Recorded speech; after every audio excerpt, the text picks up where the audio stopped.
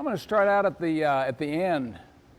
Whenever we talk about what we do, there's always a question when it's all over, and that is, well, why 100 gardens?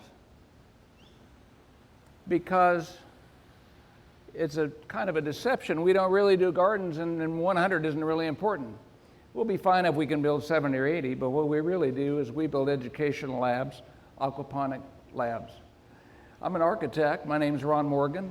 I've been doing urban design and architecture for 40 years around the region, and I found myself here in 2010, originally to do some planning work, but you take a look at this, and can you imagine, you know, 250,000 people died in about a minute or two, and it's a city of 3.5 million. It was total chaos. I've never seen anything like it. It's one of those life-changing experiences.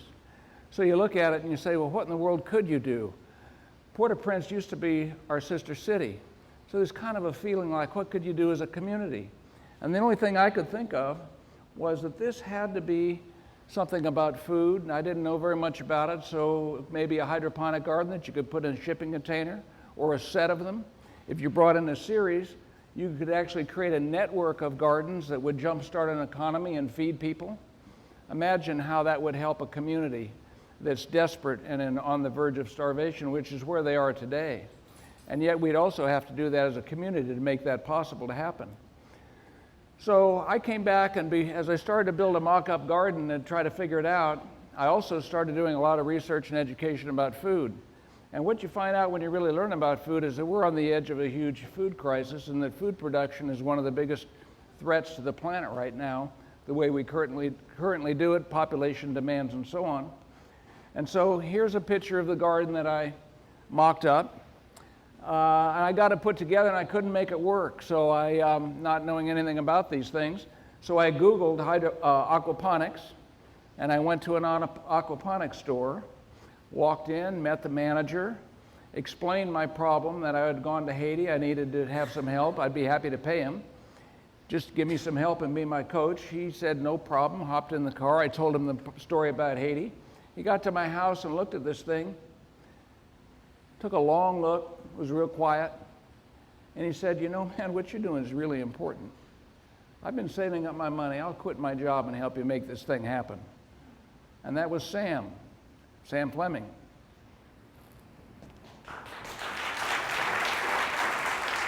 And I said to Sam, well, I guess we're partners. I was managing a hydroponics store for about 4 years, and I was getting a little tired of the retail industry. So when Ron told me what his vision was, I knew I wanted to be a part of it, but I knew it could be improved. He was looking for hydroponic gardens, which are food production systems that grow plants without soil. And the idea I had was aquaponics. And this is a technology invented in the Virgin Islands, and it's a recirculating system that grows fish and plants together. And the waste produced by the fish acts as fertilizer for plants, and as the plants use the waste, they remove them from the water, cleaning it back to the fish. And this allows for a 90% reduction in water consumption compared to traditional agriculture. It increases production of fish and plants. It provides a protein source, and as you can see from this illustration, it's a cycle, and it's a graphic representation of what sustainability is and the way we need to all be thinking about how we treat the planet. So at this time, we started building our prototype system, and we realized that when we were showing kids how to use it, they were having a lot of fun, and they were gaining a deep understanding of nature cycles, scientific principles, and growing a whole lot of food at the same time. So we sort of sat back and said, wow, this has huge potential as a hands-on educational device in schools that also addresses our future crisis of food. And at this point, we started developing what we now call the Aqua Lab, which is an aquaponics greenhouse we install in schools. And it serves a couple different purposes. First of which is production. This is our Aqua Lab at Garinger High School, and it produces about 200 heads of leafy greens a week and 1,000 pounds of fish a year. And we can do this in a footprint of about 400 square feet. So once the kids brand and market the food, they can take it to market and sell it, and the Aqua Lab is self-sustaining from there on financially. Secondly, it serves as an educational platform for STEM-based education. We can find real world applications for the subject students are learning in school already via food production. And third of which is sort of an interesting discovery for us, is we can use these as a device for connecting cultures and connecting people together. So we will have monitors inside of our systems that monitor water quality data, and it sends it up into a cloud, and the gardens that we build down in Haiti will be connected with the ones in our high schools here in our region. And students will have conversations with students in Haiti about ecology, nature cycles, food production, and culture. So we built 4 in our metro region, and I'll be in Port-au-Prince tomorrow morning building our second one there. And we started to think, what's the market for these? These dots here represent only half of our middle and high schools in our region. And if we can influence 200 students per year at each of our installations, then when we build 100 of them, we're going to influence 20,000 students per year and introduce the concepts of sustainability and food production. So to get these up into gear, we got to get into mass production, and that requires a center and a hub. And so we've identified a warehouse right down the street, as a matter of fact.